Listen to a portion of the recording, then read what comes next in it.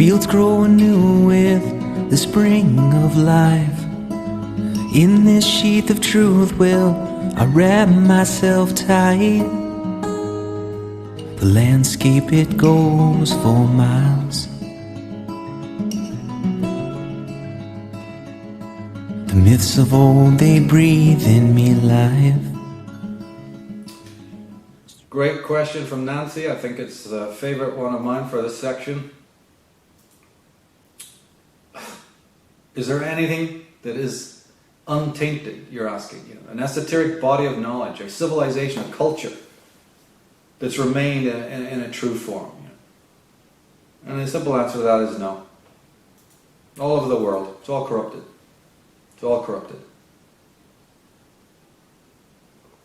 But it's because of that fact, you know, where Taoism is pure, you know, fairly pure, but Zen has elements of pureness in it. But you know, the Jains, you're going to have to go through the whole alphabet soup to find pearls of wisdom. They are there. They are there. The great mystic poets of Persia, northern India, Sarmad, Bulleh Shah, Jalaluddin Rumi, Mirabai, Shams Tabriz, Hafiz, the list goes on. Wisdom, unimaginable wisdom. Rumi, as I said, Kabir, the Sufi. The Sufis have got some wisdom. You know, Dervish. There's a lot going on there. But every single one has been corrupted, either by some collectivism or some priesthood getting in there, taking the essential. Just like it happened in India with the Vedas. You know, the priests get involved in the post-Vedic period. The Puranas, the Upanishads turn up elements of truth, but twisted.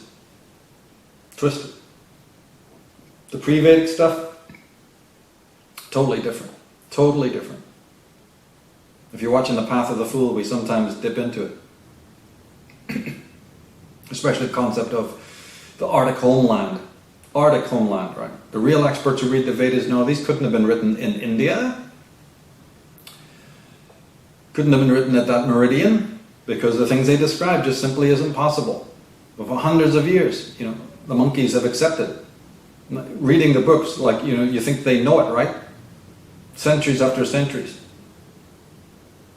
And all the time, there's something in it that they've missed completely. But as I was going to say, because of this fact, why do you think it is that in my work I emphasize the Western magical tradition? Because if you're looking for a pure tradition, that's about the purest you're going to get, so stick with it. You know, it was impure at one point until the arrival of Samuel Liddell, MacGregor Mathers, Aleister Crowley to a degree. Certainly he to a degree, yeah. They purified it, they weeded out most of the impure elements. There's still a few little minor inconsistencies, but they're minor, and I address those in my book, Path of the Fool. But that system that came out of the Golden Dawn, that came out of MacGregor Mathers's brain, great man that he was, you know, he purified this of all these bogus French elements and sort of Italian elements, you know. And so you've got something very pristine, and in my mystery school we go into that. So it's a pretty pure system that's laid down there, you know, with the tarot. And then my system takes a new look at astrology as well, in light of that, and numerology and Kabbalah as well on the mystery school. So go to taroscopes.com, check out the information there. We've got loads of videos and article and that you can read. It's the Western magical tradition. That's about as pure as you're going to get. It's a very ancient system. It, like everything else, went through the period of the Dark Ages, so there's a lot of impurity, a lot of misconstruing. But my God, you know, the amount of wisdom that's in the cards, you know. Check out the Path of the Fool series we've been doing.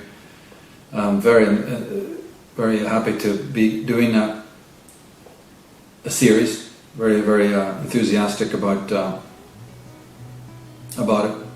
Dipping into the astrotheology of the cards and the geometry and the numerology and just the general symbolism to get us, you know, in this world, in this Western world, back into a kind of symbol literacy, so that we can open up parts of consciousness, parts of our brain that we haven't been working with for quite a while. And we're going to need to. We're going to need to have that kind of sovereignty and that kind of intelligence working very, very, very much so.